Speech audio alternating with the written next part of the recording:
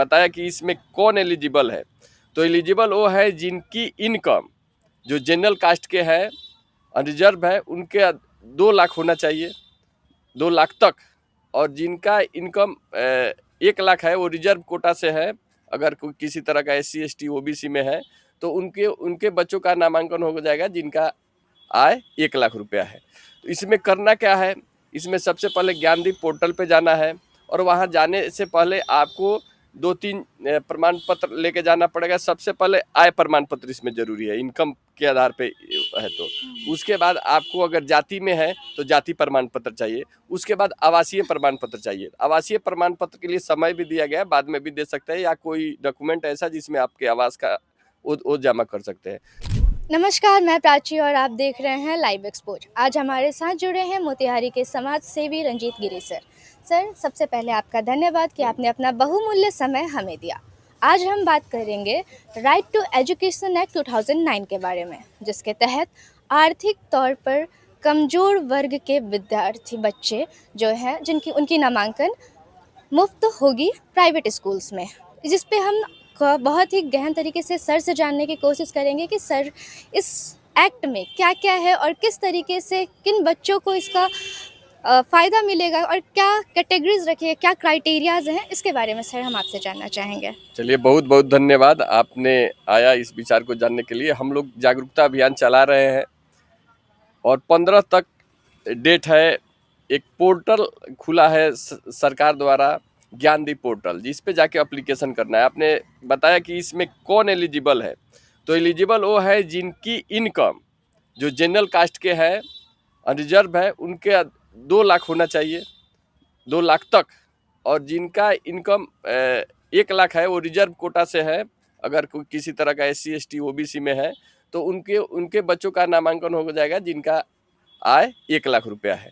तो इसमें करना क्या है, इसमें सबसे पहले ज्ञानदीप पोर्टल पे जाना है और वहाँ जाने से पहले आपको 2-3 प्रमाण पत्र लेके जाना पड़ेगा। सबसे पहले आय प्रमाण पत्र इसमें जरूरी है, इनकम के आधार पे है। तो उसके बाद आपको अगर जाति में है तो जाति प्रमाण पत्र चाहिए। उसके बाद आवासीय प्रमाण पत्र चाहिए। आवासीय प्रमाण पत्र के लिए समय भी दिया गया है, बाद में भी दे सकते हैं, या कोई डॉक्यूमेंट ऐसा जिसमें आपके आवास का वो जमा कर सकते हैं।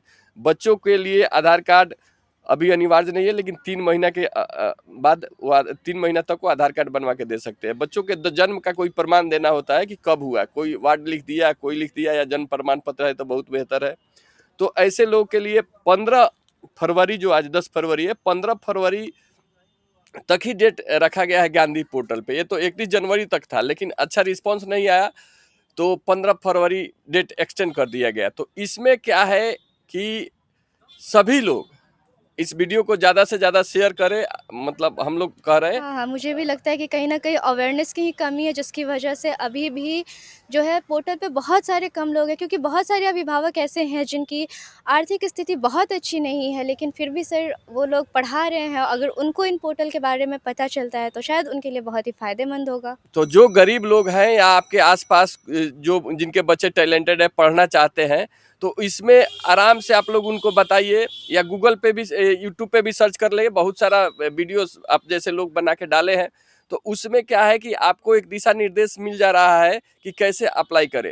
तो जो लोग भी इस वीडियो को देख रहे हैं वो अपने आसपास के लोगों के लिए ये शेयर कर दें, इसका लिंक दे दें उनको कि 25%, और उनको बता दे कि जो नियरेस्ट के क्या है कि 5 स्कूल सेलेक्ट करना है किसी के नज़दीक में, तो सबसे पहले प्रेफरेंस उसको मिलेगा जिसका स्कूल से दूरी इसमें लिखना है कि जो स्कूल आप 5 सेलेक्ट कर रहे हैं उसके स्कूल से आपके घर की दूरी कितना है। तो जो सबसे कम दूरी में रहेगा उसको सबसे ज़्यादा प्रेफरेंस दिया जाएगा। तो यही हम लोग का है कि भाई इसमें अप्लाई करना ज़रूरी है। और बच्चे का उम्र सबसे बड़ा चीज़ है कि उम्र मिनिमम 6 साल होना चाहिए और 14 साल से ज़्यादा नहीं होना चाहिए। और 6 साल माना गया है कि 1 अप्रैल 2026 को उसका उम्र 6 साल पूरा जाना चाहिए।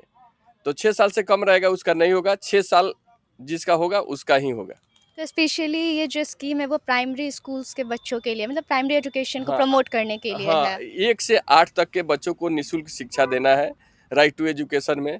और राइट टू एजुकेशन में निःशुल्क देना है। उसी के तहत जब राइट टू एजुकेशन 2009 बना, शिक्षा का अधिकार अधिनियम 2009, उसी समय ये सरकार ने ऐसा कर दिया।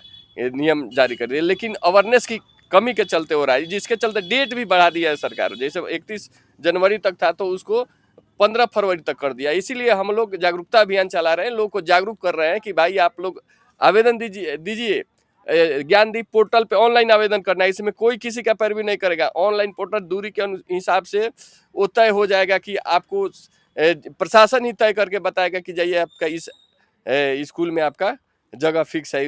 उसमें क्या है, पढ़ाई में केवल एडमिशन फ्री नहीं हो रहा है, उसको बच्चों को यूनिफॉर्म से लेके किताब, टाई, बेल्ट, जूता, सारा खर्चा पढ़ाई का है वो प्राइवेट स्कूल को देना है। वो पैसा सरकार प्राइवेट स्कूल को देती है। तो जिस तरीके से आपने देखा कि किस तरीके से सरकार अवेयरनेस की कमी से आज भी कई बच्चे वह बिना पढ़े लिखे रह जा रहे, अशिक्षित रह जा रहे हैं, तो ज़रूरी जागरूकता की है। और